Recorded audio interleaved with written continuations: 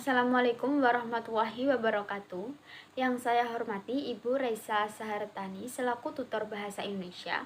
Perkenalkan, nama saya Elia Rizka Nurlaili dari Fakultas Ekonomi Program Studi S1 Manajemen UPBJJ Surabaya Pokjar UT Mulia Bojonegoro. Di sini saya akan menyelesaikan diskusi 4 bahasa Indonesia, yaitu menyampaikan gagasan atau COVID-19 atau disebut dengan coronavirus. Apa sih COVID-19 atau coronavirus? COVID-19 adalah penyakit yang menular yang disebabkan oleh virus SARS-CoV-2. Sebagian orang yang tertular COVID-19 akan mengalami gejala ringan sehingga sedang dan akan pulih tanpa penanganan khusus. Namun, sebagian orang akan mengalami sakit parah dan memerlukan bantuan medis. Virus dapat menyebar dari mulut atau hidung orang yang terinfeksi melalui partikel cairan kecil ketika orang tersebut batuk, bersin, berbicara, bernyanyi, ataupun bernafas. Partikel ini dapat berupa droplet yang lebih besar dari saluran pernafasan sehingga aerosol yang lebih kecil. Kita dapat tertular saat menghirup udara yang mengandung virus jika berada di dekat orang yang sudah terinfeksi COVID-19. Kita juga dapat tertular jika menyentuh mata, hidung, atau mulut setelah menyentuh permukaan benda yang terkontaminasi. Virus lebih mudah menyebar di dalam ruangan dan di tempat ramai. Asal mula COVID-19 pertama kali terdeteksi di Cina pada akhir 19 dan pada Juni 2021 telah menyebar ke seluruh dunia, menyebabkan lebih dari 178 juta kasus yang dikonfirmasi dan 3,9 juta kematian. COVID-19 memiliki beberapa dampak dalam kehidupan.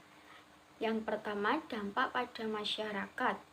Pada awal mula kasus COVID-19 di Indonesia membuat banyak warga takut, sekaligus adalah karena virus ini sangat menular. Dampak terhadap masyarakat, pemakaian sosial ini harus dilakukan oleh pemerintah. Keluar rumah selalu memakai masker, menjaga jarak 1 meter dari satu sama lain, dan juga sering mencuci tangan menggunakan sabun selama 20 detik. Kebiasaan baru ini harus kita terapkan untuk mengurangi penularan COVID-19.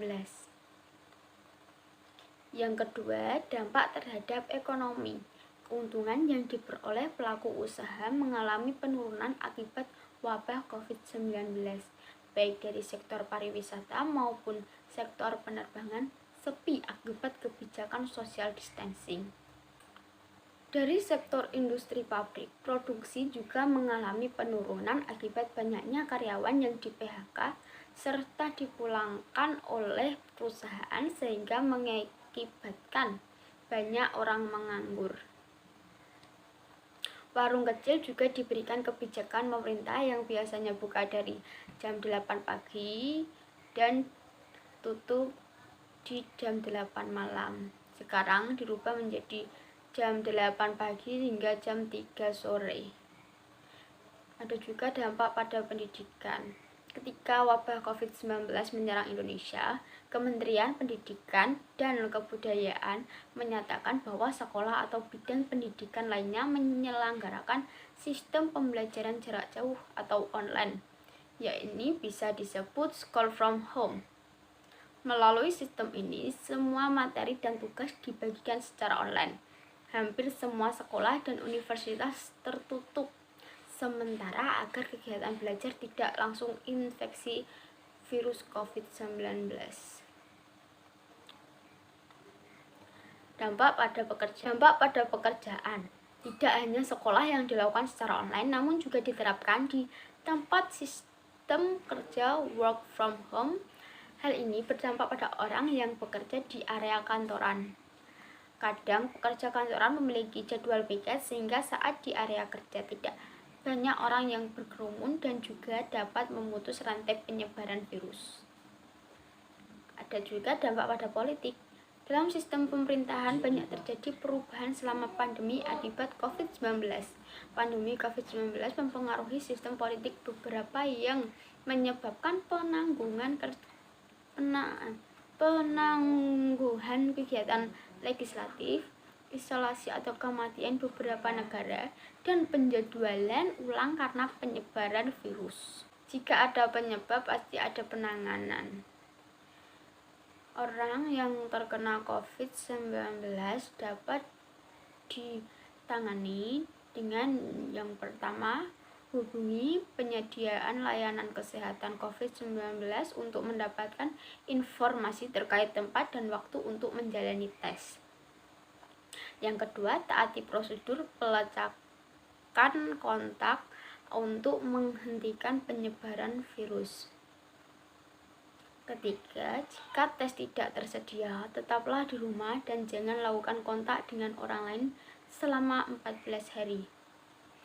Yang keempat, selama masa karantina, jangan pergi ke kantor, sekolah, atau tempat-tempat umum. Yang kelima, jaga jarak minimal 1 meter dari orang lain, termasuk anggota keluarga Anda. Yang keenam, kenakan masker medis untuk melindungi orang lain. Yang ketujuh, cuci tangan Anda secara rutin. Yang kedelapan, gunakan ruangan yang terpisah dari anggota keluarga lain, dan jika tidak memungkinkan, selalu kenakan masker medis. Yang kesembilan, pastikan ventilasi ruangan selalu baik. Yang ke-10, jika menggunakan kamar bersama orang lain, beri jarak antar tempat tidur minimal 1 meter. Yang ke-11, amati diri Anda sendiri apakah ada gejala apapun selama 14 hari.